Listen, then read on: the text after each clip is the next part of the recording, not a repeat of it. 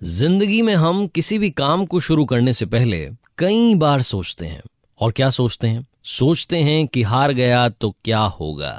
ये जो सोच है इसको कैसे बदला जाए, आज इसी पर सुनाता हूं एक छोटी सी कहानी। हाय गाइस, मेरा नाम है आरजे कार्तिक। ये कहानी एक स्टैंड अप कॉमेडियन की, एक ऐसा स्टैंड अप कॉमेडियन जो बड़ा पॉपुलर होता जा रहा था। उसके शोज के लिए भीड़ लगती थी, टिकट्स के लिए मारामारी होती थी, लोग चाहते थे कि एक बार जाकर के सेल्फी क्लिक करवा लें, एक बार जाकर के उससे मिल लें। धीरे धीरे धीरे उसकी पॉपुलैरिटी बढ़ती चली जा रही थी। कई सारी मैगजीन्स उसका इंटरव्यू करना चाहती थी। एक बार एक मैगजीन को उसने अपॉइंटमेंट दी, रिपोर्टर आया और आकर के सवाल जवाब करने लगा। जैसा कि होता है हर इंटरव्यू में, सामने वाले को मालूम नहीं होता कि उससे क्या क्या पूछा जा सकता है। वैसे ही एक बाउंसर इस मैगजीन के रिपोर्टर ने स्टैंड अप कॉमेडियन की तरफ दे मारा। उसने बोला कि सर एक बात बताइए, आप ऐसा कौन सा रिकॉर्ड है जिसे तोड़ना चाहते हैं? अब इस स्टैंड अप कॉमेडियन के पास में कोई जवाब नहीं था, इसने कुछ सोचा भी नहीं था। तो इसने कहा कि भाई ऐसा कुछ तो मैंने सोचा नहीं है। तो रिपोर्टर ने कहा कि सर कुछ तो बताइए, मतलब कुछ तो हमें लिखना होगा, कुछ तो हमें बताना होगा। फिर इस स्टैंड अप कॉमेडियन ने काफी सोचा और बोला कि एक रिकॉर्ड है जिसे मैं तोड़ना चाहता हूं, 1 मिनट में सबसे ज्यादा वर्ड्स बोलने का। रिपोर्टर ने फटाफट से वो जवाब लिख दिया, मैगजीन छप गई, इंटरव्यू आ गया, काफी लोगों ने पढ़ा, न्यूज चैनल्स ने उसको देखा। तो उनको लगा, न्यूज चैनल वालों को, कि ये तो बहुत बड़ा मुद्दा हो सकता है। न्यूज चैनल ने डिबेट चला दी कि क्या कोई बंदा 1 मिनट में सबसे ज्यादा वर्ड्स बोल सकता है। इस बात पर पोल होने लगा, सोशल मीडिया पर ट्रेंडिंग होने लगा। इस स्टैंड अप कॉमेडियन के लिए बहुत बड़ी आफत आ गई। ये सब देख रहा था, इसको लग रहा था कि क्या ड्रामा चालू हो गया है। तभी इसके पास में एक न्यूज चैनल से कॉल आता है और वहां से कॉल पर कहा जाता है कि सर आज शाम 8 बजे आपको खुला चैलेंज दिया गया है, हमारे शो में आइए और 1 मिनट में सबसे ज्यादा वर्ड्स बोलकर दिखाइए। इसको लग रहा था कि ये क्या मुसीबत आ गई है, क्या किया जाए। ओपन चैलेंज चल रहा है, जाना तो पड़ेगा। रात 8 बजे से पहले 7:30 के लगभग इसके घर के बाहर न्यूज चैनल की गाड़ी आ गई इसको लेने के लिए। गाड़ी में बैठा, धक धक कर रहा था इसका दिल, इसे समझ नहीं आ रहा था कि होगा क्या। ये यही सोच रहा था कि हार गया तो क्या होगा, हार गया तो क्या होगा, हार गया तो क्या होगा। न्यूज चैनल के ऑफिस के बाहर पहुंचा, गाड़ी से बाहर निकला और सोचने लगा कि हार गया तो क्या होगा। जैसे जैसे इसके कदम अंदर की तरफ बढ़ रहे थे, ये अपनी सोच को धीरे धीरे बदल रहा था। फिर इसने सोचा कि हार गया तो क्या होगा, क्या हो जाएगा? ज्यादा से ज्यादा ये होगा कि लोग कहेंगे कि फालतू की बातें करता है। इसने जबरदस्ती इतनी बड़ी फेंक दी कि मैं 1 मिनट में सबसे ज्यादा वर्ड्स बोलने का रिकॉर्ड तोड़ दूंगा। क्या होगा, लोग मेरे बारे में थोड़े टाइम के लिए बुरा कह देंगे। इससे ज्यादा बुरा कुछ नहीं हो सकता। ये बंदा स्टैंड अप कॉमेडियन स्टूडियो में पहुंचा, शो शुरू होने वाला था, 8 बजने वाली थी। इसने एक बार फिर से सोचा और अब की बार सोचा कि अगर जीत गया तो क्या होगा। अभी जहां पहुंचा हूं यहां से और ऊपर चला जाऊंगा और ज्यादा पॉपुलर हो जाऊंगा, दुनिया मुझे जानने लगेगी। शो शुरू हुआ, 8 बजी, 1 मिनट का चैलेंज आया और इस बंदे ने कमाल कर दिखाया। सबसे ज्यादा वर्ड्स 1 मिनट में बोल के दिखा दिए। उसके बाद इसे खुद पर यकीन हुआ कि जीत गया तो क्या होगा, यही सोचना जरूरी है। ये छोटी सी कहानी हम सबको बहुत बड़ी बात बताती है। जिंदगी में बदलनी है तो अपनी सोच बदलिए। कई बार हम यही सोचते रह जाते हैं कि हार गया तो क्या होगा, और वो जो सोच रहे होते हैं धीरे धीरे धीरे धीरे हम पर इतना हावी हो जाता है कि हमारे आसपास वही होने लगता है जो नेगेटिव हम सोच रहे थे। लाइफ में पॉजिटिव सोचना शुरू कीजिए। जीत गया तो क्या होगा, जब ये फीलिंग आपके अंदर आएगी तो ऐसी कोई मंजिल नहीं जो आप पा नहीं सकते। आरजे कार्तिक बस यही कहेगा, कर दिखाओ कुछ ऐसा कि दुनिया करना चाहे आपके जैसा। किसी ने बड़े कमाल की बात कही है कि मांगना ही छोड़ दिया हमने वक्त से, क्या पता उसके पास इनकार का भी वक्त ना हो। हाय गाइस, मेरा नाम है आरजे कार्तिक। एक छोटी सी कहानी। ये कहानी एक किसान परिवार में पैदा हुए एक लड़के की, जिसके मम्मी पापा चाहते थे कि वो बड़ा होकर के किसान बने, खेती करे, लेकिन वो चाहता था कुछ और। उसने एक दिन अपने मम्मी पापा को बताया कि मैं बड़ा होकर के सैनिक बनना चाहता हूँ, तो मुझे उसके लिए आप ट्रेनिंग करवाइए, मुझे उसके लिए भेजिए। उसके पापा ने कहा कि ठीक है, मैं आपको मना नहीं करूंगा, आप जाइए, जाकर के तलवारबाजी सीखिए, तब जाकर के आप सैनिक बन पाएंगे, योद्धा बन पाएंगे। लड़के ने अगले ही दिन से जाकर के ट्रेनिंग करना शुरू किया। जब वो शुरुआत में वहां पहुंचा, क्लासेस लेने लगा, तो उसे समझ में आ गया कि तलवारबाजी उसके लिए बनी ही नहीं। 2-3 दिन के अंदर वो हिम्मत हार गया। उसे लगा कि अब क्या किया जाए। वो मन में सपना तो था वॉरियर बनने का, योद्धा बनना है, सैनिक बनना है, लेकिन क्या करें। फिर उसे लगा कि क्यों ना बैकडोर एंट्री करते हैं। पीछे के रास्ते से जाते हैं। अब पीछे का रास्ता क्या था? उस सेना का जो सेनापति था वो इनके परिवार में किसी रिश्तेदार का दोस्त था। अब इसने सोचा कि क्यों ना उस रिश्तेदार तक पहुंचा जाए। अपनी मम्मी से जाकर के इसने अर्जी लगाई कि माँ प्लीज मुझे वहां तक जाने दीजिए, उनसे कहिए कि वो मेरी मुलाकात करवा दें सेनापति से। रिश्तेदार के घर पहुंचा, वहां से सेनापति से मिला। सेनापति को जाकर के कहा कि बस मुझे सेना में ले लीजिए। सेनापति ने कहा कि बेटा आपके अंदर वो टैलेंट नहीं है, आपको तलवारबाजी आती नहीं, आप तलवार ढंग से चला नहीं पाते, आपका सेना में क्या काम रहेगा। लेकिन फिर भी क्योंकि आपके रिश्तेदार मेरे दोस्त हैं तो दोस्ती की खातिर मैं आपको सेना में ले लेता हूं।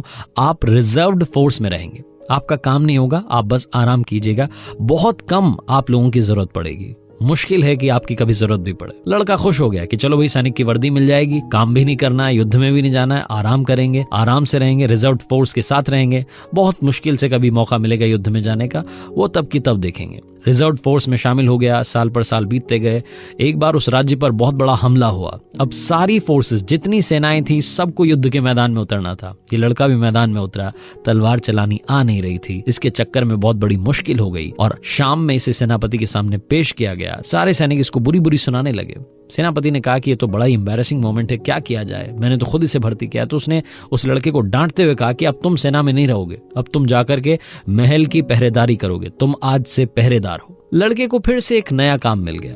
अब उसे पहरेदार बनना था। अब वो सोच रहा था कि ये तो बड़ा अच्छा हुआ, सेनापति से मैंने अर्जी लगाई थी तो सैनिक बना था, रिजर्व फोर्स में था, काश मेरी बात एक बार यहाँ के राजा से हो जाए, फिर तो कमाल ही हो जाएगा। साल पर साल बीतते गए, महल के सामने खड़ा हुआ पहरेदारी करता रहा, लेकिन कभी भी राजा से मुलाकात नहीं हो पाई। बूढ़ा हो चला था, सर्दी की शाम थी, पतली सी वर्दी पहन करके पहरेदारी कर रहा था। पता नहीं कहां से किस्मत चमकी, उस दिन राजा साहब वहां से निकले। उनके साथ में ज्यादा सैनिक नहीं थे तो उनकी भी नजर पड़ गई। एक पहरेदार ठिठुर रहा है, वृद्ध सा, बूढ़ा सा। राजा उसके पास आया और आकर के बोला कि आपको ठंड नहीं लग रही? तो उस पहरेदार ने कहा कि मुझे बड़ी ठंड लग रही है, लेकिन क्या करूं साहब, सालों से इसी वर्दी में सर्दी बिताता आ रहा हूं। राजा ने वादा कर दिया कि आप चिंता मत कीजिए, अभी मैं अंदर जाता हूं, वहां से आपके लिए एक अच्छा सा कंबल भिजवाता हूं।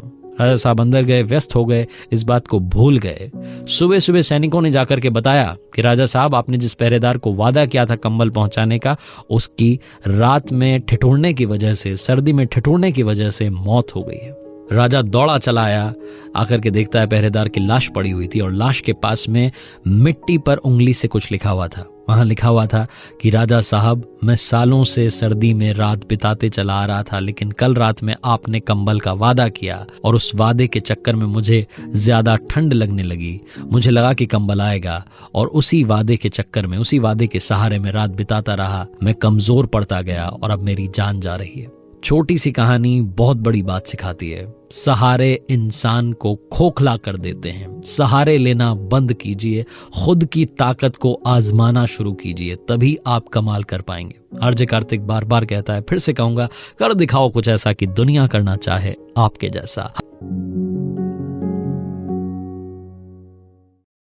लाइफ में कभी ना कभी एक बार तो आपको भी लगा होगा, अगर अभी नहीं लगा तो पहले लगा होगा, हो सकता है अभी भी आप सोचते हो कि जिंदगी में कोई ना कोई ऐसा है जिसकी वजह से मेरी ग्रोथ रुकी हुई है, कोई मेरे आसपास ऐसा है जिसने मेरा रास्ता रोक रखा है।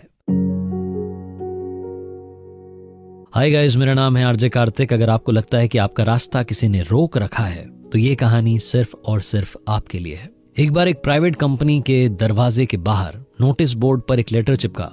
सुबह सुबह जब एम्प्लॉइज पहुंचे तो देख करके शॉक्ड रह गए। उस लेटर पर लिखा था कि आज उनकी डेथ हो गई है जिनकी वजह से आपका रास्ता रुका हुआ था, जिन्होंने आपकी ग्रोथ रोकी हुई थी, आज वो हमें छोड़कर चले गए हैं। ऑफिस के कॉन्फ्रेंस हॉल में अंतिम संस्कार की क्रिया शुरू होगी। फ्यूनरल के लिए ले जाएं उससे पहले आप अंतिम दर्शन कर सकते हैं, वहां डेड बॉडी रखी हुई है। ऐसा करके पूरा उस पर लिखा हुआ था। जैसे जैसे एम्प्लॉय सुबह आ रहे थे, पढ़ रहे थे, शॉक्ड हो रहे थे। पहली बात तो उन्हें दुख हो रहा था कि उनमें से कोई एक चला गया, कौन चला गया पता नहीं चल रहा था। दूसरी बात, वो ये जानने के लिए उत्सुक थे, एक्साइटेड थे कि कौन है जिसने हमारा रास्ता रोक रखा था, जो यहां से चला गया, हमें छोड़ करके चला गया। सारे एम्प्लॉयज ने ये चेक करने की कोशिश की कि जल्द से जल्द मालूम चल जाए, लेकिन ऑफिस में तैयारी कुछ इस तरीके से की गई थी कि एक बार जो कॉन्फ्रेंस हॉल में जा रहा था, जब वो बाहर निकल रहा था तो दूसरे किसी व्यक्ति के संपर्क में आ नहीं पा रहा था। लाइन बड़ी लंबी लग चुकी थी, सिक्योरिटी बुलानी पड़ गई, धीरे धीरे एक करके लोग जाने लगे। जब वो अंदर जा रहे थे और जब बाहर निकल रहे थे तो उनके चेहरे पर उदासी थी, गमगीन थे। ऐसा लग रहा था कि उन्हें कोई बहुत बड़ा झटका लगा है। उसी ऑफिस में एक बंदा ऐसा था जो दिन भर इस बात से परेशान रहता था कि मेरा काम फलाना की वजह से नहीं हो पाता, उसकी वजह से नहीं हो पाता, इसकी वजह से नहीं हो पाता। वो बड़ा खुश हो रहा था, उसे लग रहा था कि चलो यार फाइनली कोई तो गया जिसने मेरा रास्ता रोक रखा था। उसकी बारी आई, वो कॉन्फ्रेंस हॉल में गया, अंदर जाकर के देखता है कि एक कॉफिन रखा हुआ था। वो गया, जाकर के कॉफिन को उठाया, जैसे ही उसने ढक्कन खोला वो शॉक्ड रह गया। वहां अंदर कोई भी बॉडी नहीं थी। उस कॉफिन में मिरर लगा हुआ था और उस मिरर के पास में एक कागज चिपका हुआ था। उस लेटर पर लिखा था कि जिंदगी में आप ही हैं जिसने आपका रास्ता रोक रखा है, आपने खुद की ग्रोथ को रोका हुआ है, आपको अपनी उन कमजोरियों को पहचानने की जरूरत है। ये पढ़ने के बाद वो व्यक्ति शर्म से लाल हो गया। उसे उस दिन समझ में आया कि वो दिन भर जो कमियां निकालता रहता था, आखिर में कमी तो उसी में थी। छोटी सी कहानी बहुत बड़ी बात सिखाती है। जिंदगी में कमी हर किसी के अंदर है, उस कमी को ढूंढना शुरू कीजिए। ना कि आप दिन भर ये कहते रहें कि हमारे ऑफिस में माहौल सही नहीं है, मैं पढ़ाई नहीं कर पाता क्योंकि घर का माहौल ठीक नहीं है, घर में शोर मचता रहता है। ऑफिस का माहौल ठीक तब होगा जब आप अंदर से ठीक होंगे, अपने आप को तैयार करेंगे। जिंदगी में इंसान हमेशा अंदर की कमजोरियों से हारता है, इसलिए खुद को तैयार कीजिए और आसपास के माहौल को दोष देना बंद कीजिए, क्योंकि वो आप ही हैं जिसने अपना रास्ता रोक रखा है। आरजे कार्तिक बस यही कहेगा, कर दिखाओ कुछ ऐसा कि दुनिया करना चाहे आपके जैसा। किसी ने बड़े कमाल की बात कही है कि यूं ही नहीं होती जिंदगी में तब्दीलियां, रोशन होने के लिए मोम को भी पिघलना पड़ता है। हाय गाइस, मेरा नाम है आरजे कार्तिक। एक छोटी सी कहानी। ये कहानी है राजा विक्रम की। राजा विक्रम को अपने राज्य में उत्तराधिकारी का चुनाव करना था। बड़ा आसान होता अगर उनके बच्चे कम होते, लेकिन उनके 100 बच्चे थे। अब 100 बच्चों में से किसी एक को चुनना बड़ा ही मुश्किल टास्क था। रानी को भी सभी बच्चों से बराबर प्यार था, राजा को भी सभी बच्चों से बराबर प्यार था। रानी ने एक बार सुझाव दिया कि क्यों ना हम राज्य के टुकड़े कर दें, सब बच्चों में बराबर हिस्सा बांट दें। राजा ने कहा कि ये तरीका अच्छा नहीं होगा, हम प्रजा को अपने अपने हाल पर नहीं छोड़ सकते, हमें किसी एक को राजा चुनना होगा, किसी एक को राजा बनाना होगा। और तुम चिंता मत करो, मैं कुछ न कुछ ऐसा करूंगा कि इन सब में से जो सर्वश्रेष्ठ है वो सामने निकल करके आ जाएगा। रानी ने कहा ठीक है, फिर आपकी मर्जी, आपको जो करना है आप कीजिए। राजा ने ऐलान करवा दिया कि अब राज्य का उत्तराधिकारी चुनने का समय आ गया है। सभी राजकुमारों के लिए एक भोज रखा जाएगा और उसके बाद में उत्तराधिकारी का चुनाव कर लिया जाएगा। अब प्रजा चक्कर में पड़ गई कि कोई प्रतियोगिता तो रखी नहीं है, सिर्फ भोज रख दिया है। अब खाना खाने से कैसे पता चलेगा कि कौन सा राजकुमार अच्छा है? लेकिन राजा ने शायद कुछ और सोच रखा था। वो शाम आई, जब भोज का समय था, सारे राजकुमार तैयार होकर के प्रांगण में आ गए। 100 राजकुमारों के लिए 100 थालियां लग गईं, पकवान बन गए, सब कुछ तैयार था। उनके सामने थालियां परोस दी गईं। वो खाना खाने ही वाले थे कि अचानक से वहां बहुत सारे शिकारी कुत्ते आ गए। अब राजकुमारों में हलचल मच गई, वो इधर उधर भागने लगे, तितर बितर हो गए।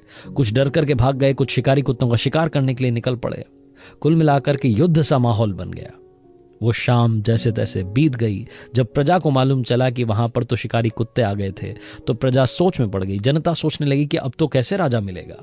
लेकिन अगले दिन राजा विक्रम ने ऐलान किया कि आज शाम में दरबार लगेगा और भरे दरबार में घोषणा की जाएगी कि राज्य का राजा कौन होगा।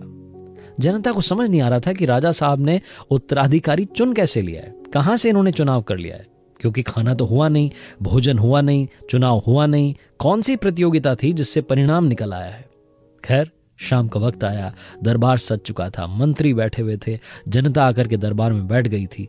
हर कोई इंतजार कर रहा था उस अनाउंसमेंट का, जब मालूम चलने वाला था कि हमारा अगला राजा कौन होगा। राजा साहब ने एक एक करके सारे राजकुमारों को बुलाया और उनसे पूछना शुरू किया कि कल का भोज कैसा रहा, कल का खाना कैसा था। पहले राजकुमार ने, जो सबसे ज्येष्ठ थे, सबसे बड़े थे, वो गुस्सा होने लगे। उन्होंने बोला कि क्या तरीका है पिताजी, कल आपने देखा होगा जब हम खाना खाने के लिए बैठे, भोज शुरू होने वाला था, तभी अचानक से शिकारी कुत्ते आ गए। हमारे पहरेदार इतने निकम्मे हो गए हैं कि वो शिकारी कुत्तों को रोक नहीं पाए, हमें खुद जाकर के 3-4 का शिकार करना पड़ा। कितनी मुश्किल घड़ी थी।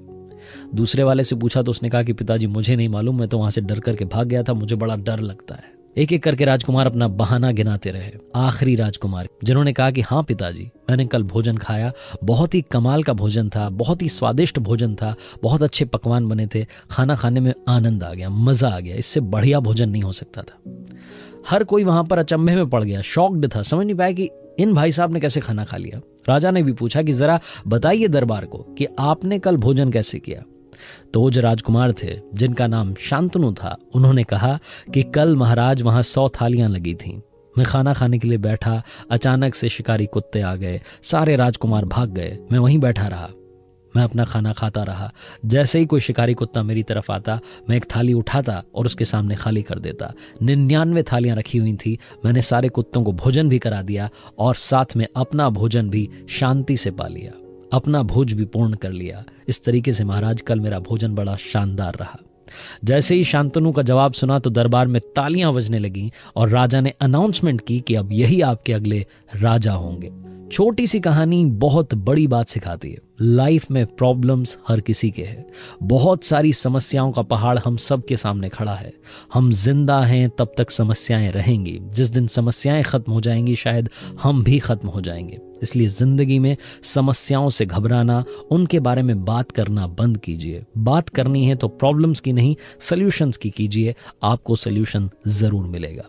आरजे कार्तिक बस यही कहेगा, कर दिखाओ कुछ ऐसा कि दुनिया करना चाहे आपके जैसा। हरिवंश राय बच्चन साहब एक बात कहा करते थे और इसी बात को बच्चन साहब, अमिताभ बच्चन साहब कई बार रिपीट करते हैं कि मन का हो तो अच्छा और मन का ना हो तो बहुत ज्यादा अच्छा, क्योंकि जब आपके हमारे मन का नहीं होता तो ऊपर वाले के मन का होता है और वो कभी किसी का बुरा नहीं करते। हाय गाइस, मेरा नाम है आरजे कार्तिक। एक छोटी सी कहानी इसी बात पर। ये कहानी एक ऐसे व्यक्ति की जो गांव से शहर आया था, नौकरी के लिए लगातार इंटरव्यूज दे रहा था लेकिन उसका सिलेक्शन नहीं हो रहा था। उसे लग रहा था कि अब वापस गांव चले जाना चाहिए। एक आखिरी मौका उसके पास बचा था, एक आखिरी इंटरव्यू बाकी था। वो कंपनी में पहुंचा, लंबी लाइन थी, उसका नंबर आया, उससे सवाल जवाब किए गए। काफी सारे सवाल जवाब के बाद उसे लगा कि अब उसका सिलेक्शन हो जाएगा। उसने सभी सवालों के सही जवाब दिए। तभी इंटरव्यूअर ने पूछा कि आपकी ईमेल आईडी क्या है। इस व्यक्ति के पास में अपनी कोई ईमेल आईडी नहीं थी। इसने कहा कि मेरे पास कोई ईमेल आईडी नहीं है। इसे वहां से रिजेक्ट करके भेज दिया गया। इसे कहा गया कि आपके पास ईमेल आईडी नहीं है और आप यहां जॉब करना चाहते हैं।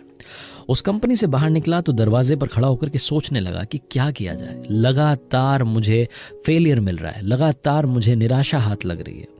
कोई भी व्यक्ति वहां होता उसके दिमाग में 40-50 उल्टे ख्याल आते। इसके दिमाग में भी ख्याल आने ही वाले थे कि अचानक से इसका हाथ अपनी पॉकेट की तरफ गया। इसने देखा कि इसके पास में 100 रुपए का एक नोट रखा था। ये व्यक्ति वहां से सीधा चला गया सुपरमार्केट। वहां जाकर के टमाटर खरीदे और उसी शहर के कॉलोनी में जाकर के टमाटर बेचना शुरू किया। शाम तक इसके सारे टमाटर बिक चुके थे। 120 रुपए इसकी जेब में थे। अगले दिन फिर से इसने ऐसा ही किया। 120 रुपयों से टमाटर खरीदे, फिर से बेचना शुरू किया। शाम तक 150 रुपए कमा चुका था। इस तरीके से रोजाना पैसे बढ़ते गए, बचत होने लगी। धीरे धीरे धीरे साल 2 साल के अंदर इसने अपनी एक छोटी सी दुकान खोल ली। 4-5 साल के अंदर बिजनेस इतना ग्रो कर गया कि अपना खुद का एक छोटा सा सुपरमार्केट खोल लिया। काफी सालों तक यही बिजनेस करता रहा। धीरे धीरे उस शहर में इसका एक बहुत बड़ा सुपरमार्केट खुल चुका था। हर किसी को लगता था कि ताजी सब्जियां चाहिए, अच्छी सब्जियां चाहिए तो इन्हीं के सुपरमार्केट में जाना होगा। एक दिन ये बैठा हुआ था, इसको ख्याल आया कि क्यों ना इतने बड़े बिजनेस का इंश्योरेंस करवाया जाए। इतना बड़ा बिजनेस खुल चुका है, इसका इंश्योरेंस करवाना बहुत ज़रूरी है। इसने एक इंश्योरेंस एजेंट को कॉल किया और कहा कि आप आइए, मुझे अपने बिजनेस का इंश्योरेंस करवाना है। वो एजेंट वहाँ पहुँचा। वहाँ पहुँच करके सारी जानकारी लेने लगा, फॉर्म फिलअप करने लगा और आखिरी में पूछता है कि सर आपकी ईमेल आईडी क्या है। तो ये जो बिजनेसमैन था, जो कि इतना बड़ा व्यापारी बन चुका था, सब्जियों का इतना बड़ा सुपरमार्केट था, इसने कहा कि मेरे भाई, मेरी कोई ईमेल आईडी नहीं है। अगर मेरी ईमेल आईडी होती तो आज तुम यहां बैठ करके मेरे सुपरमार्केट का इंश्योरेंस नहीं कर रहे होते। इंश्योरेंस एजेंट को ये बात समझ में नहीं आई क्योंकि उसे पुरानी कहानी मालूम नहीं थी, लेकिन आपको समझ में आई होगी। कई बार हमारे मन का नहीं होता है। जब आपके मन का ना हो तो इंतजार कीजिए, ऊपर वाले के मन का जरूर होगा। और कोशिश कीजिए, कई सारे रास्ते आपके आसपास खुले हैं, उनमें से सबसे अच्छा रास्ता चुनिए और उस पर चल कर दिखाइए। कर दिखाओ कुछ ऐसा कि दुनिया करना चाहे आपके जैसा। किसी ने बड़े कमाल की बात कही है कि खुद को खुश रखने के तरीके ढूंढें, क्योंकि तकलीफें तो आपको ढूंढ ही रही हैं। हाय गाइस, मेरा नाम है आरजे कार्तिक। एक छोटी सी कहानी। ये कहानी एक बूढ़ी अम्मा की, जिनकी फैमिली में अब कोई नहीं बचा था। जिस फ्लैट में वो रहती थी उसकी EMI चुकाना अभी भी बाकी था, लोन चल रहा था। फैमिली कंडीशंस खराब थी, इकोनॉमिक कंडीशंस खराब थी, और इस वजह से कुछ महीने ऐसे भी थे जिनमें उनके पास EMI चुकाने के लिए पैसे नहीं थे। उस बिल्डिंग के ओनर ने नोटिस दे दिया कि आपको अब ये फ्लैट खाली करना होगा, क्योंकि हम ऐसे व्यक्ति को यहाँ नहीं रख सकते जिनके पास में पैसा भी नहीं है। उसने 2-3 बार नोटिस दिया और फाइनली सिक्योरिटी गार्ड्स को बुला लिया। उन अम्मा का सामान बाहर फेंकने की तैयारी हो रही थी। वो फूट फूट करके रो रही थी। उन्हें समझ नहीं आ रहा था कि क्या हो रहा है उनकी लाइफ में। तभी अचानक से उस सीन में एक ऐसे बंदे की एंट्री होती है जो कि सब कुछ पलट देता है। सूटेड बूटेड बंदा आता है और आकर के सिक्योरिटी गार्ड्स को पेपर दिखाता है। सिक्योरिटी गार्ड्स वहां से चले जाते हैं। अम्मा पूछती हैं कि आप कौन हैं और कहां से ऊपर वाला बनकर मेरी लाइफ में आए हैं। तो वो बंदा बताता है कि माँ, आप शायद भूल गई, लेकिन मैं आपको कभी नहीं भूल सकता। ये फ्लैट मैंने अपने नाम किया है और उसके बाद फिर से आपके नाम कर दिया है, क्योंकि आप आज से 30 साल पहले मेरी लाइफ में ऊपर वाला बनकर आई थी। आपको शायद याद नहीं होगा, आप और आपके पति एक बार मार्केट में कुछ शॉपिंग करने के बाद में बाहर निकले थे एक मॉल से, और बाहर फुटपाथ पर मैं पड़ा हुआ था। गंदे कपड़े थे, भीख मांग रहा था। जैसे बाकी भिखारियों को डांट कर भगा दिया जाता है, झड़क दिया जाता है, वैसे ही आपके पति ने मुझे मना कर दिया था, कहा था दूर जाकर के बैठ जाओ। लेकिन आपका दिल पिघला और आपने मेरी मदद की। आपके पति तो थोड़ा आगे बढ़ गए, लेकिन आप वहीं रुकी रहीं।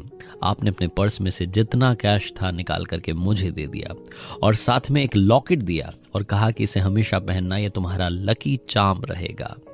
उस दिन मैं आपका सिर्फ शुक्रिया अदा कर सका, और मैंने जाते जाते आपका नाम पूछ लिया था। वो नाम मैं कभी नहीं भूल सकता। आप तो उस वक्त मेरी मदद करके चली गईं, लेकिन आपने जो पैसे मुझे दिए थे मैंने उनका सही इस्तेमाल किया। मैंने पढ़ाई करना शुरू किया, अपने आप की जिंदगी को संवारना शुरू किया। इन 30 सालों में काफ़ी कुछ मेरे साथ हुआ। मैंने बहुत सारी पढ़ाई की, बहुत सारी तैयारी की। धीरे धीरे मैं इस लायक बन गया कि अपना बिजनेस शुरू कर दिया। आज रियल एस्टेट सेक्टर में एक बहुत बड़ा बिजनेसमैन बन गया हूँ। कल मेरे ऑफिस में लैपटॉप पर एक फाइल खुली हुई थी जिसमें उन लोगों के नाम थे जिनके फ्लैट्स खाली करवाए जाने थे। अचानक से वो नाम मुझे दिखा जिसने मेरी जिंदगी बदल दी।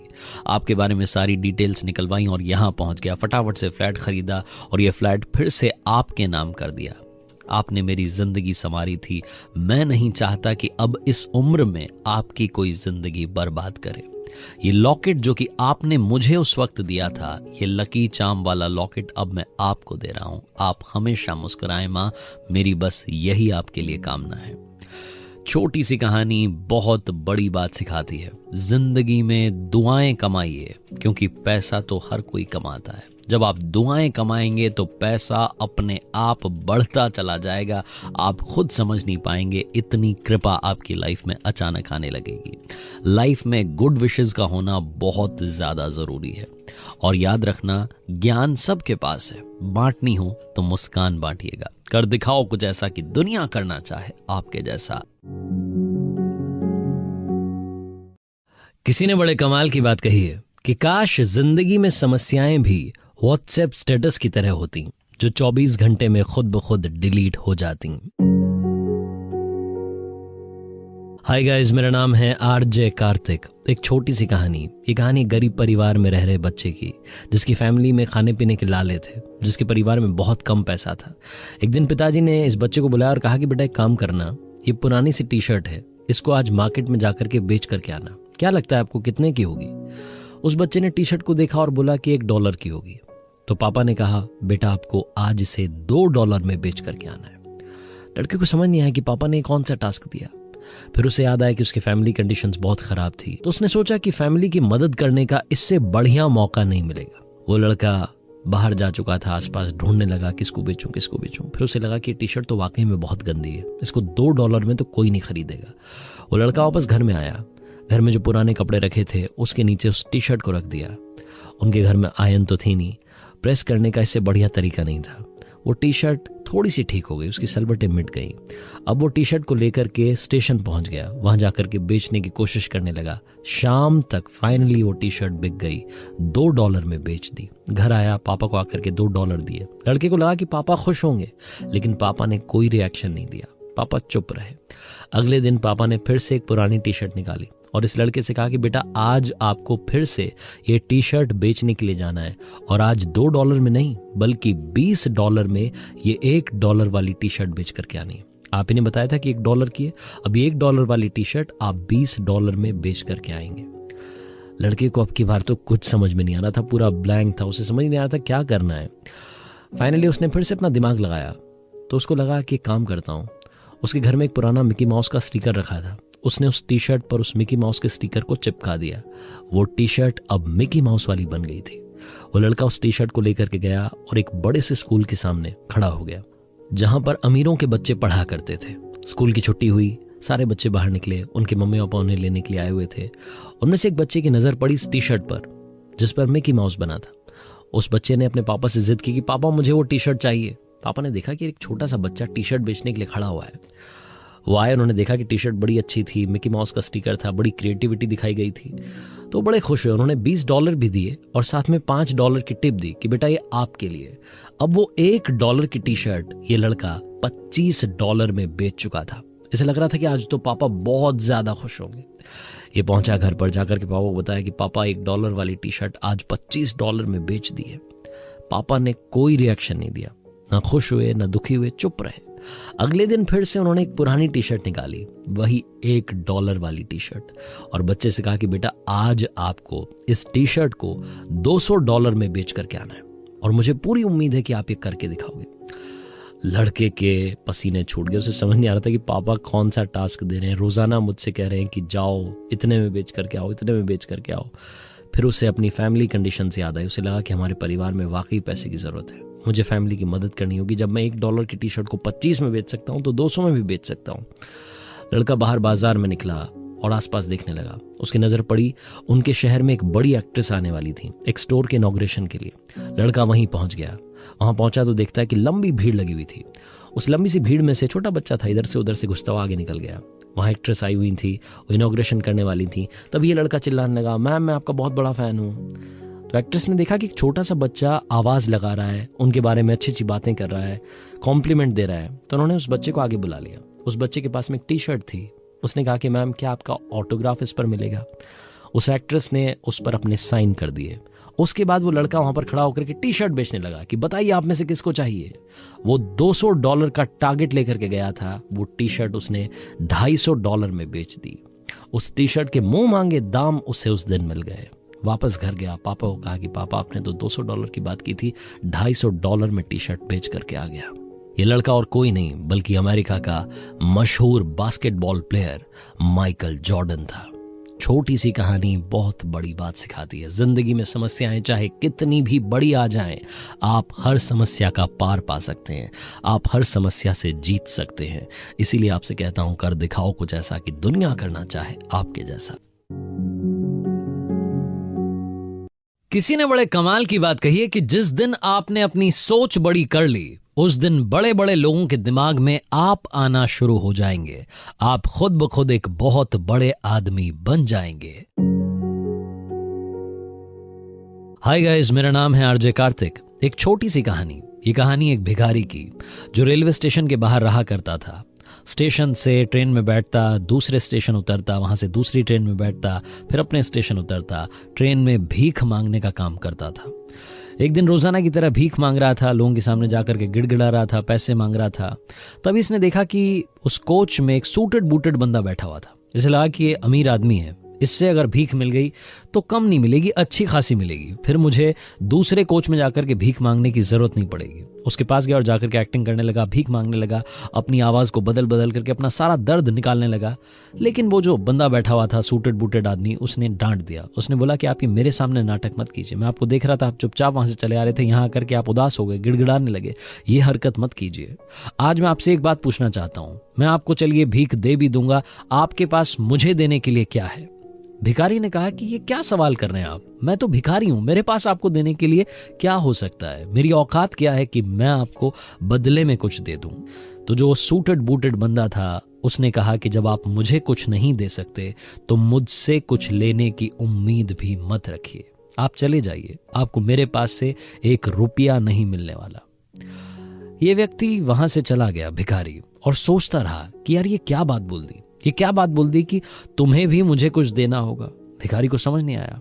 जिस स्टेशन के बाहर रहता था उस स्टेशन पर उतरा और बाहर आकर के आसपास देखने लगा कि ऐसा क्या है जब कोई मुझे भीख दे तो मैं उसे बदले में दे दूं। इसने नजर दौड़ाई तो इसे दिखाई दिए कुछ फूल। इसने देखा कि यहाँ पौधे लगे हैं, पौधों पर फूल आए हुए हैं, क्यों ना एक काम करता हूं, अब से जब भी कोई मुझे भीख देगा मैं उसे बदले में एक फूल दूंगा। उस दिन से उस व्यक्ति ने, उस भिखारी ने एक नई आदत डाल ली। जब भी वो भीख मांगता, अगर उसे भीख में पैसे मिलते तो वो सामने वाले को एक फूल देता। सामने वाले को बड़ा अच्छा लगता कि यार ये पहला भिखारी है जो भीख देने के बदले में कुछ ना कुछ दे रहा है। भिखारी को भी अच्छा लगने लगा कि चलो लोगों को मेरा काम पसंद आ रहा है, लोगों को मेरी सोच पसंद आ रही है। एक दिन फिर से वो ट्रेन में था, उस कोच में था जहां उसे अमीर, वो सूटेड बूटेड बंदा दिखाई दिया था। एक बार फिर से उस दिन वही व्यक्ति दिखाई दिया। उसके पास गया और जाकर के बोला कि भाई साहब, आज तो आपको भीख देनी ही पड़ेगी, आज तो आपको मुझे पैसे देने ही पड़ेंगे क्योंकि मेरे पास में आपको देने के लिए कुछ है। अब उस अमीर व्यक्ति ने, सूटेड बूटेड बंदे ने सोचा कि यार इसके पास में मुझे देने के लिए क्या हो सकता है। उसने भरोसा किया और उस व्यक्ति को भीख दे दी। जैसे उसने भीख दी वैसे ही भिखारी ने अपने पास में से निकाल करके एक फूल दे दिया और कहा कि लीजिए, ये मेरी तरफ से आपके लिए। उस व्यक्ति को अच्छा लगा। उसने कहा कि अब एक बात और सुनो, एक बात का और ध्यान रखना। बात यह है कि अब तुम अपनी सोच को बड़ा करो। क्यों नहीं तुम व्यापारी बन जाते, क्यों नहीं तुम बड़े बिजनेसमैन बन सकते हो, तुम बड़ा काम कर सकते हो। अपनी सोच को बदलने के बारे में सोचना। भिखारी को फिर से वो कुछ बता करके बंदा वहां से चला गया। भिखारी ट्रेन से उतरा, अपने स्टेशन पर आया। स्टेशन पर बाहर आने के बाद में सोचने लगा कि ये क्या बोल के चला गया, मैं बड़ा बिजनेसमैन बन सकता हूं। भिखारी को मालूम नहीं कहां से एनर्जी मिली, वो जोर से चिल्लाया कि मैं बहुत बड़ा व्यापारी हूं। और उसके बाद से, उस दिन से उसने भीख मांगना छोड़ दिया, फूलों का बिजनेस करने लगा। छोटा छोटा काम चलने लगा, धीरे धीरे दुकान बड़ी होने लगी। एक दिन ऐसा आया कि वो बहुत बड़ा बिजनेसमैन बन गया। रेलवे स्टेशन पर इस तरफ से एक सूटेड बूटेड बंदा आ रहा था, इस तरफ से ये भिखारी जो कि अब बड़ा आदमी बन चुका था ये जा रहा था। वही व्यक्ति इससे फिर से टकराया जिसने इसे काफी कुछ सिखाया था। उसको जाकर के बोला कि भाई साहब नमस्ते, पहचाना, मैं वही भिखारी। तो उसने कहा कि नहीं नहीं, मैं आपको कहाँ पहचाना, आपसे कब मिला हूं मैं। तो इस भिखारी ने कहा कि शायद आप भूल गए, आपकी और मेरी 2 बार मुलाकात हुई है। पहली बार आपने मुझे सिखाया था कि जिंदगी में लेन देन क्या होता है, और दूसरी बार जब मैं आपसे मिला था तो आपने मुझे सिखाया था कि सोच बड़ी करना क्या होता है। छोटी सी कहानी बहुत बड़ी बात सिखाती है। जिस दिन आपने अपनी सोच बड़ी कर ली, आप बहुत बड़े व्यक्ति बन जाएंगे। सारा खेल सोच का है। अपनी सोच को तंदुरुस्त कीजिए, बुलंद कीजिए और कर दिखाओ कुछ ऐसा कि दुनिया करना चाहे आपके जैसा। किसी ने बड़े कमाल की बात कही है कि वक्त की सबसे खूबसूरत बात यह है कि अच्छा चल रहा हो या बुरा चल रहा हो, वक्त बड़ी जल्दी कट जाता है। हाय गाइस, मेरा नाम है आरजे कार्तिक। आज सुनाता हूं आपको वक्त पर एक छोटी सी कहानी। ये कहानी है एक राजा की। एक ऐसा राजा जिसने हर युद्ध में जीत हासिल की थी। छोटे छोटे राज्यों को हरा करके अपने राज्य का विस्तार करता जा रहा था, अपने राज्य को बड़ा करता जा रहा था। ऐसा नहीं था कि अपने राज्य में डेवलपमेंट नहीं करवाता था, वहां भी विकास के काम करवाता था। राजा को प्रजा बड़ा पसंद करती थी। इसी बात से राजा को थोड़ा घमंड आ गया। उसको लगा कि अब तो मुझे कोई हरा नहीं सकता, अब तो मैं हर युद्ध में जीत हासिल करूंगा। एक दिन अपने कुछ सैनिकों के साथ में घूमने के लिए निकला हुआ था, तभी उसे एक बाबा जी दिखाई दिए। बाबा जी के पास गया, जाकर के बाबा जी को प्रणाम किया। बाबा जी ने कहा कि बेटा, हम तुमसे खुश हैं, तुम्हें कुछ देना चाहते हैं। राजा ने कहा हाँ जी बताइए, आप क्या देना चाहते हैं। तो बाबा जी ने उस राजा को एक ताबीज दिया और कहा कि इसे अपने गले में पहन लेना। इस ताबीज में एक मंत्र है। इस ताबीज को तब खोलना जब तुम सबसे ज्यादा मुश्किल में हो, जब तुम्हें लगे कि तुम्हारी आंखों के सामने अंधेरा है, अब तुम्हारी जिंदगी खत्म होने वाली है, तब तुम ये ताबीज खोलना। राजा ने कहा जो आज्ञा। मन ही मन राजा सोच रहा था कि बाबा जी कहां ताबीज के चक्कर में पड़े हैं। मैं ऐसा राजा बन चुका हूं जिसे कोई हरा नहीं सकता, जिससे सिर्फ और सिर्फ जीत हासिल होगी। आस पड़ोस के जितने राज्य के राजा थे वो मन ही मन सोच रहे थे कि यार क्या किया जाए। कैसे इस पर अटैक किया जाए, कैसे इसको हराया जाए। सभी राजाओं ने मिलकर के प्लानिंग बनाई कि क्यों ना सब साथ मिलकर के एक युद्ध में आते हैं। सारे राजाओं की सेना जब सामने आई, जब विशाल सेना ने आक्रमण किया, तो ये राजा घबरा गया, हारने की कगार पर पहुंच गया। युद्ध भूमि से डरता हुआ, भागता हुआ जंगल में निकल गया। रास्ता भटक चुका था, इसे लगा था कि अब सब कुछ खत्म हो गया है। यह राजा वहां छुपने के लिए जगह ढूंढने लगा। तभी इसे वहां पर एक गुफा दिखाई दी। गुफा में जाकर के बैठ गया, छिप गया और इंतजार करने लगा कि कुछ अच्छा हो जाए। इसकी सांसें ऊपर नीचे हो रही थी, दिल धक धक कर रहा था, जैसे लग रहा था कि इसका अंतिम समय आने वाला है। ये घबराया हुआ था कि अचानक से इसे घोड़े के टापों की आवाज सुनाई देने लगी। इसे लगा कि दुश्मन देश के सैनिक, उनके घोड़े अब इसकी गुफा की तरफ आ रहे हैं। अचानक से इसे लगा कि जैसे सब कुछ खत्म हो गया है। अचानक से इसने महसूस किया कि इसकी आंखों के सामने अंधेरा है, इसकी मृत्यु होने वाली है। इसको सैनिक पकड़ करके ले जाएंगे, फांसी दे देंगे, इसका राजपाट तो छिन ही गया है, अब जिंदगी भी चली जाएगी। ये राजा निराशा की तरफ जाता जा रहा था। तभी से अचानक याद आया कि उन बाबा जी ने एक ताबीज दिया था जो गले में पहना हुआ था। फटाफट से इसने ताबीज निकाला, उसे खोला और उस मंत्र को पढ़ने लगा जो मंत्र बाबा जी ने कहा था कि इस ताबीज में लिखा हुआ है। उसने ताबीज खोला तो अंदर एक कागज की चिट्ठी थी। उस कागज की चिट्ठी को खोला तो उस पर लिखा हुआ था, ये भी कट जाएगा। मंत्र था, ये भी कट जाएगा। राजा ने एक सुकून की सांस ली, राहत की सांस ली। एक बार फिर से ऊपर वाले का धन्यवाद किया कि भगवान आपका धन्यवाद, आपने मुझे जिंदा तो रखा। हे ऊपर वाले, आपका शुक्रिया। राजा ने एकदम से महसूस करना शुरू किया कि उसके अंदर पॉजिटिविटी आ गई है। उसे वो जो घोड़े के टापों की आवाज सुनाई दे रही थी वो भी अब दूर जाने लगी। थोड़ी देर बाद वो घोड़े के टापों की आवाज सुनाई देना बंद हो गई। राजा धीरे से उस गुफा से बाहर निकला, जंगल में कुछ दिन रहा, वहां फिर से अपनी सेना बनाई, फिर से उस राज्य पर आक्रमण किया जो उसका खुद का था, जिसे किसी ने हथिया लिया था, और उस राज्य पर फिर से अपना झंडा कायम किया। छोटी सी कहानी बहुत बड़ी बात सिखाती है। जिंदगी में घबराइएगा मत, क्योंकि अच्छा चल रहा हो या बुरा चल रहा हो, ये भी कट जाएगा। बड़े से बड़े संकट टल जाएंगे। अगर आप चैंपियन हैं, चैंपियन की तरह सोचते हैं, तो आप चैंपियन ही बने रहेंगे। आप अपनी सोच को बस बुलंद रखिए, और चैंपियन बनने का सिर्फ एक रास्ता है, हार्ड वर्क और उसके साथ स्मार्ट वर्क। आरजे कार्तिक फिर से कहेगा, कर दिखाओ कुछ ऐसा कि दुनिया करना चाहे आपके जैसा। किसी ने बड़े कमाल की बात कही है कि जिंदगी में जो भी होता है अच्छे के लिए होता है। हाय गाइस, मेरा नाम है आरजे कार्तिक। ये कहानी है अकबर और बीरबल की। आपने बड़े सारे उनके किस्से सुने होंगे, लेकिन ये वाला मजेदार है। एक बार बादशाह अकबर को लगा कि क्यों ना बेगम के लिए सेब काटा जाए, तो उन्होंने चाकू मंगवाया, एप्पल मंगवाया। अब उनको चाकू चलाने की आदत तो थी नहीं, कभी उन्होंने कोई सब्जी नहीं काटी थी, फल नहीं काटा था। वो जब सेब काट रहे थे, अचानक से उनके अंगूठे में चोट लग गई, खून निकलने लगा। तो बड़ी जोर से चिल्लाए और फटाफट से वैद्य को बुलाया गया, दवाइयां मंगवाई गईं। लेकिन इस सब के बीच में जब वो चिल्ला रहे थे, दर्द से कराह रहे थे, जब वो दर्द में थे, उनके ठीक पास में बीरबल खड़ा हुआ था, क्योंकि जहां अकबर होते थे वहां बीरबल होता था। तो बीरबल ने कहा कि जहां पनाह आप इतना क्यों दर्द में हैं? याद रखो, जिंदगी में जो भी होता है अच्छे के लिए होता है। बादशाह को गुस्सा आ गया। उन्होंने बोला कि ये क्या मूर्खता है, यहां मुझे चोट लगी है और तुम अपना ज्ञान देने से पीछे नहीं रह रहे। तुम यहां भी अपना ज्ञान दे रहे हो, यहां भी तुम कह रहे हो कि जो होता है अच्छे के लिए होता है। बादशाह इतने गुस्से में थे कि उन्होंने बीरबल को कारागार में डालने के लिए कह दिया। सैनिकों से कहा कि इनको ले जाकर के कारागार में डाल दो, मुझे इनकी शक्ल नहीं देखनी, मुझे ऐसे व्यक्ति से बात नहीं करनी। जब मैं दर्द में हूं तो ये मुझे कह रहा है कि जो होता है अच्छे के लिए होता है। इस बात को कई महीने बीत गए। एक बार बादशाह अकबर अपने कुछ सैनिकों के साथ में जंगल में शिकार करने गए। शिकार का पीछा करते करते कब वो सैनिकों से बिछड़ गए, उन्हें खुद समझ नहीं आया। वो शिकार करते करते जंगल में अकेले चले जा रहे थे।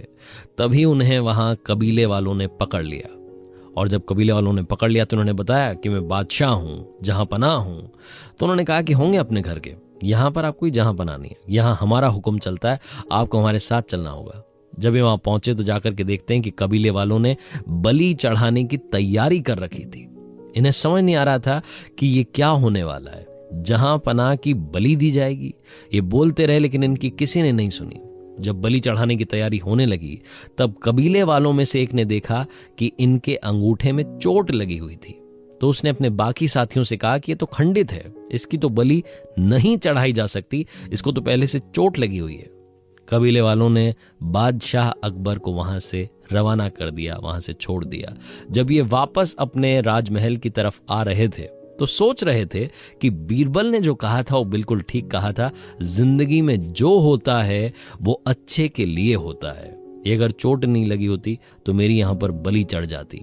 लेकिन इनके दिमाग में अब दूसरी बात चलने लगी कि चलो मेरे साथ में तो ये हुआ, मेरे साथ में तो अच्छा हुआ, लेकिन बीरबल के साथ क्या हुआ, उसको तो मैंने वहां कारागार में डाला हुआ है। महल में पहुंचे, फटाफट से कारागार में गए, जाकर के बीरबल को सारी कहानी सुनाई कि भाई ये मेरे साथ में हुआ, लेकिन अब ये बताओ कि तुम्हारे साथ में अच्छा क्या हुआ, तुम्हें तो मैंने जेल में डाल रखा है। तो बीरबल ने कहा कि जहां पनाह, मेरे साथ तो सबसे अच्छा हुआ, क्योंकि जहां आप जाते हैं वहां मैं आपके साथ जाता हूं। अगर आपकी बलि नहीं चढ़ाई होती, आप खंडित थे, तो बलि किसकी चढ़ती? आपके अपने बीरबल की। आपने तो मेरी जान बचा ली जहां पना, आपका जितना शुक्रिया अदा करूं उतना कम होगा। छोटी सी कहानी बहुत बड़ी बात सिखाती है। जिंदगी में हमेशा याद रखना, जो होता है अच्छे के लिए होता है। उस वक्त शायद हमें समझ में नहीं आता, लेकिन कुछ सालों के बाद में अगर हम फिर से पीछे देखें तो हमें लगता है कि ठीक ही हुआ था। आरजे कार्तिक बस यही कहेगा, उम्मीद रखिए, हौसला रखिए, कर दिखाओ कुछ ऐसा कि दुनिया करना चाहे आपके जैसा। किसी ने बड़े कमाल की बात कही है कि अगर आपको वो फसल पसंद नहीं जो आप काट रहे हैं, तो उन बीजों की जांच कीजिए जो आप बो रहे हैं। हाय गाइस, मेरा नाम है आरजे कार्तिक। एक छोटी सी कहानी। ये कहानी एक अमीर महिला की जो साइकियाट्रिस्ट के पास जाया करती थी, रेगुलर जाया करती थी सेशंस के लिए। जब भी सेशन होता था उसके बाद में जब बाहर निकलती थी थोड़ा सा रिलैक्स फील करती थी, लेकिन हफ्ते 10 दिन में फिर से उनको लगता था, तनाव महसूस होता था, फिर से वो साइकियाट्रिस्ट के पास जाती थी। एक दिन वो अपना सेशन खत्म करके जाने ही वाली थी कि उन्होंने अपने साइकियाट्रिस्ट से पूछा कि सर एक बात बताइए, मेरे पास इतना पैसा है, मैं इतनी अमीर हूं, फिर भी मैं खुश क्यों नहीं हूं? फिर भी मुझे 10 दिन में, 8 दिन में आपके पास सेशन के लिए क्यों आना पड़ता है? तो जो साइकियाट्रिस्ट थे उन्होंने कहा कि मैम आप फिर से बैठिए, आधे घंटे का वक्त और लगेगा। एक छोटी सी कहानी आपको और सुनाऊंगा, और ये कहानी मैं नहीं सुनाऊंगा, ये कहानी सुनाने के लिए मैं बुलाता हूं किसी को। साइकियाट्रिस्ट ने आवाज लगाई। उनके घर में जो काम करने वाली अम्मा थी वो आई और आकर के नमस्ते करने लगी। साइकियाट्रिस्ट ने कहा कि मैम अब आप कहानी सुनेंगे, लेकिन ये कहानी अम्मा की होगी। अम्मा से कहा कि अम्मा बैठिए। अम्मा ने चेयर ली, वो बैठ गई और साइकियाट्रिस्ट ने कहा कि अम्मा बताइए, इन मैम को बताइए कि आपकी जिंदगी में क्या हुआ था और आज आप यहां तक कैसे पहुंची। अम्मा ने अपनी कहानी सुनाना शुरू किया। अम्मा ने कहा कि मैम मेरी लाइफ में सब कुछ बुरा हुआ है। मेरा पति शराब पी करके घर आता था, मारपीट करता था। उसको कई बार समझाने की, उसकी शराब छुड़वाने की कोशिश की, लेकिन कुछ नहीं हो पाया। एक दिन ज्यादा शराब पीने की वजह से वो बीमार पड़ गए। उनका इलाज चला, उनके इलाज के लिए पैसे की जरूरत थी। मैंने घर घर जाकर के काम करना शुरू किया, लेकिन वो बच नहीं पाए, उनकी मृत्यु हो गई। उनके जाने के बाद मेरे परिवार में मेरा एक बच्चा था जिसको पढ़ाने के लिए मैंने रात दिन एक कर दिया। अलग अलग जगह जाकर के काम करती थी, रेस्टोरेंट्स में जाती थी, ढाबों में जाती थी, घर में जाकर के साफ सफाई के काम करती थी। उसके लिए भी मैंने पूरी कोशिश की उसका पूरा साथ देने की। लेकिन एक दिन जब वो स्कूल से घर आ रहा था तो किसी गाड़ी ने उसे टक्कर मार दी और उसकी भी मृत्यु हो गई, उसकी भी डेथ हो गई। उसके भी चले जाने के बाद मैं दुनिया में अकेली पड़ गई। मुझे समझ नहीं आया कि मेरी लाइफ का क्या मकसद है, मेरे होने का क्या मतलब है। लेकिन फिर भी मुझे जीने के लिए पैसों की जरूरत थी। मैंने काम करना जारी रखा, अलग अलग घर जाती थी, खाना बनाती थी, बर्तन मांजती थी, साफ सफाई करती थी। मुझे समझ नहीं आ रहा था कि जिंदगी में हो क्या रहा है। एक दिन बारिश हो रही थी, मैं अपने घर की तरफ आ रही थी। मैंने देखा कि मेरे पीछे पीछे एक बिल्ली का बच्चा चला आ रहा है। भीगती हुई बारिश में ठिठुरता हुआ बच्चा मेरे साथ साथ मेरे घर के दरवाजे तक आ गया। मैं अंदर चली गई, लेकिन वो बच्चा वहीं दरवाजे पर बैठा रहा। मैंने देखा कि उसे भूख लगी है। दूध गर्म करके उसके सामने मैंने रख दिया। वो बच्चा फटाफट से सारा दूध चट कर गया। ये देख करके पता नहीं क्यों अचानक से मेरे चेहरे पर मुस्कान आ गई, और जैसे ही मेरे चेहरे पर मुस्कान आई मुझे याद आया कि मैं कई सालों में पहली बार हंसी थी। मुझे लगा कि एक बिल्ली के बच्चे की मदद करने पर मैं इतना मुस्कुरा सकती हूँ, इतना खुश हो सकती हूँ, तो अगर मैं इंसानों की मदद करना शुरू करूंगी तो मेरी जिंदगी का मतलब बदल जाएगा, मेरे होने का मतलब बदल जाएगा। उस दिन से मैंने लोगों की मदद करना शुरू किया। एक बार एक व्यक्ति बीमार था, उनके लिए दवाई लेकर के आ गई। एक बार एक भाई साहब बीमार थे, हॉस्पिटल में थे, उनके लिए खाना बना करके वहां तक पहुंचा दिया। छोटे छोटे जो डॉग्स होते हैं उनके लिए मैं बिस्किट का पैकेट खरीदती हूँ, उन तक पहुँचाती हूँ, उनकी मदद करती हूँ, उन भूखों को खाना खिलाती हूँ। कई बार मुझे ऐसे बच्चे मिलते हैं जिनको पढ़ाने के लिए पैसे की ज़रूरत होती है, मेरे पास जितना बन पाता है 100 रुपये 200 रुपये उन तक पहुँचाती हूँ, उनकी मदद करती हूँ। मुझे बड़ा अच्छा लगता है। और साहब के यहाँ जब से काम कर रही हूँ तब से तो मेरी तनख्वाह भी बढ़ गई है। साइकेट्रिस्ट ने जब ये पूरी कहानी अम्मा ने सुना ली, उसके बाद में उन अमीर महिला से कहा कि मैम शायद अब आप समझी होंगी जीने का मतलब क्या है, असली खुशी क्या है, रियल हैप्पीनेस क्या है। जिंदगी में सबसे बड़ी खुशी है जब आप किसी की मदद करेंगे और आपको जो सुकून मिलेगा, उससे बड़ी खुशी इस दुनिया में कभी भी आपको पैसे से भी नहीं मिल सकती। छोटी सी कहानी बहुत बड़ी बात सिखाती है। बांटनी है तो मुस्कान बांटिए, ज्ञान सभी के पास है। अपनों के प्यार के साथ, ऊपर वाले के आशीर्वाद के साथ, अपने हौसले के साथ कर दिखाओ कुछ ऐसा कि दुनिया करना चाहे आपके जैसा। किसी ने बड़े कमाल की बात कही है कि जरा संभल कर चलें, क्योंकि तारीफों के पुल के नीचे मतलब की नदी बहती है। हाय गाइस, मेरा नाम है आरजे कार्तिक। एक छोटी सी कहानी, ये कहानी एक राजा की, जिसके बारे में ये कहा जाता था कि उसके दरबार में जो भी जाता था वो खुश होकर के वापस आता था, उसकी बात सुनी जाती थी, समझी जाती थी। बाकी आसपास के राज्यों के राजा भी इस राजा से सीखने के लिए आते थे कि आप ऐसा क्या करते हैं, आपके पास में वो कौन सी शास्त्र विद्या है जो आप इस्तेमाल में लेते हैं और सब कुछ ठीक हो जाता है। दुखी से दुखी आदमी आपके पास आता है तो खुश होकर के जाता है। आसपास के राजाओं को लगता था कि इस बंदे की कभी ना कभी किसी ऐसे व्यक्ति से जरूर मुलाकात होगी जो दुखी था और दुखी ही रहेगा। और एक दिन ये बात सच हो गई। राजा अपने कुछ सैनिकों के साथ में भ्रमण पर निकला हुआ था। अपने राज्य में जो भी उससे मिल रहा था उसको कुछ न कुछ दे रहा था, शर्फी दे रहा था, उनकी मदद कर रहा था, पैसा दे रहा था। राजा एक बार फिर से अपना दरबार राज्य के बीचों बीच लगा चुका था। तभी राजा की नजर पड़ी एक भिखारी पर, एक दुखी इंसान पर। उसको लगा कि उसके राज्य में ये सबसे ज्यादा दुखी इंसान कौन है, ये छूट कैसे गया, इसका उद्धार कैसे नहीं हुआ। उसने सैनिकों को भेजा और कहा कि जाओ उस भिखारी को बुला करके लाओ। वो भिखारी आया और जैसे ही राजा के पास आया, राजा ने उससे उसका हाल पूछा और उसको एक सोने का सिक्का दे दिया। अब राजा के मन में चलने लगा कि जब मैंने इसे एक सोने का सिक्का दे ही दिया है तो इसकी जिंदगी में अब कुछ न कुछ तो बदल जाएगा। ये भिखारी अगर इस सोने के सिक्के का सही इस्तेमाल कर लेगा, कोई व्यापार शुरू कर देगा तो इसकी जिंदगी संवर जाएगी। राजा ने यही सोच करके उस सोने का सिक्का भिखारी को दे दिया। भिखारी बड़ा खुश हुआ, उसने जिंदगी में पहली बार सोने का सिक्का देखा था। भिखारी खुशी के मारे झूमता हुआ, नाचता हुआ जा रहा था। राजा ये सब देख रहा था। भिखारी फिर से जाकर के वहीं बैठ गया जहां बैठा हुआ था, नाली के पास। उस सिक्के को उछालने लगा और उस सिक्का गलती से नाली में गिर गया। अब वो भिखारी उस सिक्के को ढूंढने लगा। उसने पूरी कोशिश कर ली लेकिन वो सिक्का नहीं मिला। राजा ये सब देख रहा था और राजा को लग रहा था कि ये सबसे बुरा हुआ। उस भिखारी की मदद करने का मौका मुझे ऊपर वाले ने दिया था, मैंने उसकी मदद भी की, लेकिन उसकी गलती से सोने का सिक्का गुम हो गया। फिर राजा को लगा कि क्यों ना इसकी एक बार फिर से मदद की जाए। सैनिकों को भेजा और फिर से उसे बुलाया और भिखारी को एक और सोने का सिक्का दिया। भिखारी फिर से खुशी से नाचता हुआ, झूमता हुआ गया, खुश होकर के गया और वहां नाली के पास जाकर के बैठा और फिर से वो वाला सोने का सिक्का जो गिर गया था उसे ढूंढने लगा। राजा ये सब देख रहा था और सोच रहा था कि कितना गरीब इंसान मेरे राज्य में है जिसकी मैंने आज तक मदद नहीं की। आज मौका मिला है और देखिए उसकी हालत कि वो एक सिक्का अपने पास रख रहा है और दूसरे सिक्के को नाली में ढूंढ रहा है। शायद उसे 2 सिक्कों की जरूरत है। फिर से सैनिकों को भेजा, फिर से भिखारी को बुलाया, एक और सोने का सिक्का दिया। भिखारी फिर से खुश हुआ, खुशी से नाचता हुआ वहीं जाकर के बैठ गया और फिर से नाली में जो सिक्का सबसे पहले गिरा था उसे ढूंढने लग गया। राजा को समझ नहीं आ रहा था कि चल क्या रहा है, ये भिखारी कर क्या रहा है। एक बार फिर से सैनिकों को भेज करके उससे बुलाया और उससे कहा कि आप चाहते क्या हैं। मुझे लगा था कि आपको 2 सोने के सिक्कों की जरूरत है, मैंने आपको 3 सोने के सिक्के दिए, एक नाली में गिर गया, फिर भी आपके पास 2 बाकी हैं, आप इससे अपनी जिंदगी संवार सकते हैं। भिखारी ने कहा कि नहीं साहब, मुझे तो वही वाला सोने का सिक्का चाहिए जो नाली में गिर गया था। छोटी सी कहानी, आपकी और हमारी कहानी। मैं सबकी बात नहीं कर रहा, लेकिन हम में से कुछ लोग ऐसे हैं जिनको बहुत सारे सोने के सिक्के ऊपर वाले ने दिए हैं, लेकिन हम उसी सोने के सिक्के के चक्कर में पड़े हैं जो कि नाली में गिर गया था। हम अपने उसी पास्ट में उलझे हुए हैं, आज भी उन्हीं बातों को लेकर के बैठे हुए हैं जो हमारा कुछ नहीं बिगाड़ सकती, क्योंकि वो बातें होकर के खत्म हो चुकी हैं। अगर आप अपने पास्ट में उलझे रहेंगे तो आज वर्तमान में जो खुशियां हैं, जो प्रेजेंट मोमेंट में आपको खुशी मिली है, उसको कभी जी नहीं पाएंगे। जिंदगी में असली खुशी वही है जो आज में है। आज की खुशियों को चेरिश करना शुरू कीजिए, उनके साथ जीना शुरू कीजिए। आने वाला कल खुशियों से भरा होगा। नाली में गिरे उस सिक्के को भूल जाइए, क्योंकि बहुत सारे सिक्कों की बरसात ऊपर वाला आपकी लाइफ में करने वाला है। आरजे कार्तिक बस यही कहेगा, हमेशा पॉजिटिव रहें, कर दिखाओ कुछ ऐसा कि दुनिया करना चाहे आपके जैसा।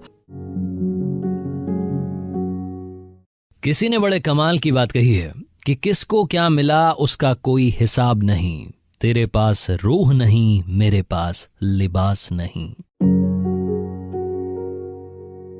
हाय गाइस, मेरा नाम है आरजे कार्तिक। एक छोटी सी कहानी। ये कहानी एक राजा की जो अपने राज्य में बड़ा खुश था, जिसको लगता था कि उसके पास में खुशहाल प्रजा है, एक अच्छा परिवार है, एक अच्छा सा राज्य है। उसे लगता था कि उसके पास में बहुत सारा पैसा है।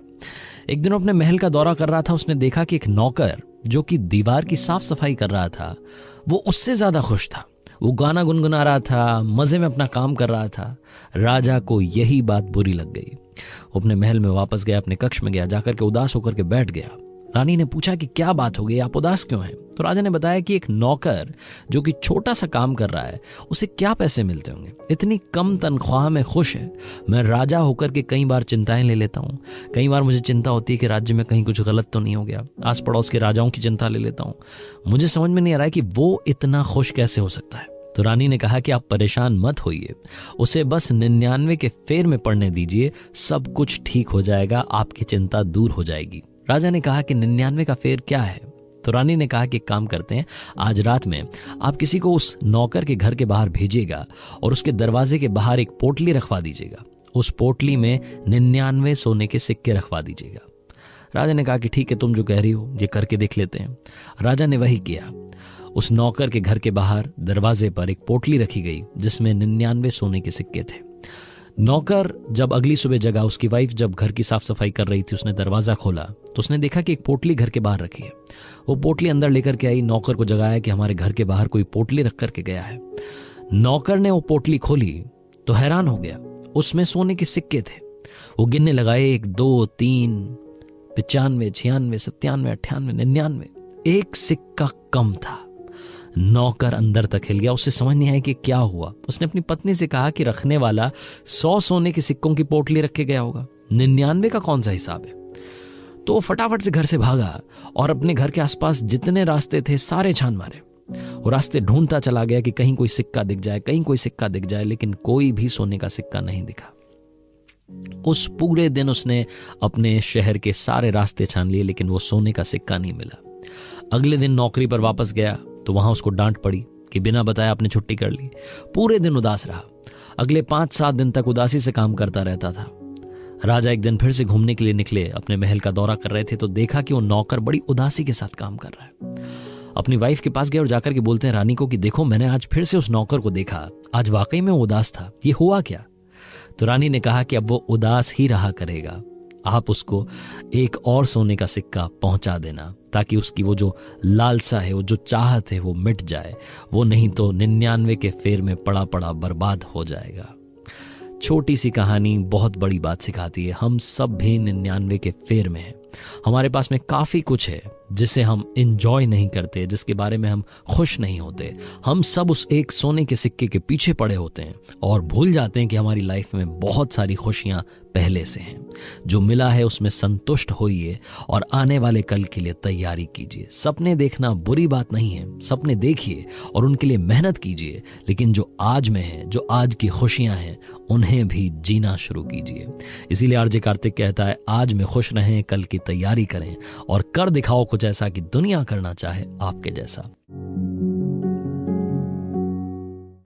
किसी ने बड़े कमाल की बात कही है कि बहुत गुरूर था छत को छत होने पर, एक मंजिल और बनी और छत फर्श हो गई।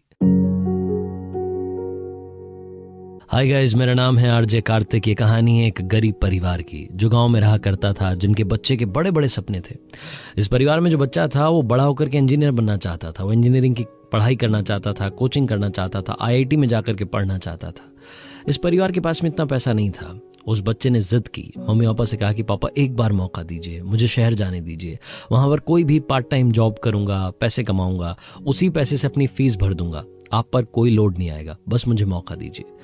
मम्मी पापा इसकी जिद के आगे हार गए, इसे शहर भेज दिया। यहाँ आकर के ये एक बास्केटबॉल कोर्ट में साफ सफाई का काम करने लगा। वहां से जो पैसे मिलते थे उससे फीस भरता था, IIT की कोचिंग कर रहा था। पढ़ने लिखने में बहुत अच्छा लड़का। हर शाम में बास्केटबॉल कोर्ट में जाता, वहां जाकर के देखता कि अमीर परिवार के बच्चे आते थे, वो आकर के बास्केटबॉल खेलते थे। कई बार इसका मन होता था, सपने तो देखता ही था, इसका मन होता था कि बास्केटबॉल खेलूं। एक बार इसने वहां जो बच्चे खेल रहे थे उनसे कहा कि भैया अगर आप एक बार मौका दें तो मैं भी खेलना चाहूंगा। उन्होंने इसकी हंसी उड़ा दी और इसे डांट करके भगा दिया। एक दिन ये रोजाना की तरह वहां साफ सफाई करने के लिए पहुंचा हुआ था, पत्ते उठा रहा था, झाड़ू लगा रहा था। तभी इसने देखा कि वहां पर वो बच्चे तो खेल ही रहे थे, एक कन्या भी आकर के बैठी हुई थी। एक लड़की वहां पर आई हुई थी। जो लड़के खेल रहे थे उनमें से किसी की गर्लफ्रेंड थी। उन लड़कों ने देखा कि ये साफ सफाई वाला लड़का आज फिर से आया है। उन्होंने इसको बुलाया और उनमें से एक, जिसकी की वो गर्लफ्रेंड थी, उसने अपनी गर्लफ्रेंड को दिखाने के लिए टशन दिखाते हुए इस लड़के को डांटना शुरू किया कि ढंग से सफाई करो। और सुनो, एक काम करते हैं, तुम रोज कहते हैं ना बास्केटबॉल खेलनी है, आ जाओ तुम बास्केट करके दिखा दो। इस लड़के को समझ में नहीं आया कि क्या हो रहा है। मतलब जो रोज भगा देते हैं, खेलने नहीं देते, आज वो खुद खेलने के लिए बुला रहे हैं। ये लड़का कोर्ट में पहुंचा और इसने कहा कि ठीक है भैया, मैं कोशिश करके देखता हूं। मैंने आज तक तो खेला नहीं, मुझे पता नहीं, बस आपको खेलते हुए देखता था, उसी से शायद कुछ बात बन जाए। इस लड़के ने बास्केट करने की कोशिश की, लेकिन बॉल कभी इधर जाती कभी उधर जाती, निशाने पर नहीं जा रही थी। वो सारे लड़के हंसी उड़ाने लगे। इस लड़के को समझ नहीं आ रहा था कि क्या हो रहा है, मेरा तो मजाक बन रहा है। ये फिर से उन बच्चों के पास गया, जाकर के बोला कि भैया एक मौका दीजिए, बस मुझे आधे घंटे का टाइम दीजिए, आप जो बोलेंगे, जहां से बोलेंगे वहां से बास्केट करके दिखाऊंगा। उन लड़कों को लगा कि अब तो चैलेंज दे रहा है, मतलब ये साफ सफाई करने वाला लड़का हमें चैलेंज दे रहा है। उन्होंने कहा ठीक है, तो आधा घंटा ले, उसके बाद में हम जहां से बोलेंगे वहां से बास्केट करके दिखाना। इस लड़के ने कहा कि ठीक है भैया।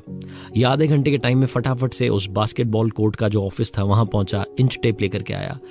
इसने जहां खड़ा था वहां से उस पोल की डिस्टेंस मेजर की। उसके बाद में जो पोल था जहां पर वो बास्केट लगी थी उसकी डिस्टेंस मेजर की। IIT की पढ़ाई कर रहा था, फॉर्मूलाज लगाना शुरू किया। इसे समझ में आ गया कि कौन सा एंगल रखना है, कौन सा एंगल पर निशाना साधना है। उसके बाद में आधा घंटा खत्म हुआ। इसने उन बच्चों से जाकर के कहा कि अब बताइए कहां से बास्केट करनी है। और उसके बाद में तो जहां से बच्चे बोल रहे थे वहां से बास्केट कर रहा था। मतलब क्या हाफ कोर्ट, जहां से उन्होंने बोला वहां से इसने बास्केट करके दिखा दी। इसने अपना दिमाग लगाया, खुद को कमजोर नहीं समझा और उन अमीर बच्चों के सामने साबित कर दिया कि ताकत, काबिलियत हर किसी में होती है। छोटी सी कहानी बहुत बड़ी बात सिखाती है। जिंदगी में कभी भी खुद को कमजोर मत समझना। प्रैक्टिकल लाइफ में देखना, आपके पास में भी टैलेंट है, आपके पास में भी क्षमता है जिंदगी में आगे बढ़ने की। अगर आपको लगता है कि आप जिंदगी में थोड़ा सा पीछे चल रहे हैं, आपके सपने पूरे नहीं हो रहे हैं, तो एक बार अपने बारे में जानने की कोशिश कीजिएगा और समझिएगा कि आप किस में अच्छे हैं। जिस फील्ड में आप अच्छे हैं उसी में आगे बढ़ने की कोशिश कीजिएगा। आई एम श्योर आप कमाल कर जाएंगे। कर दिखाओ कुछ ऐसा कि दुनिया करना चाहे आपके जैसा।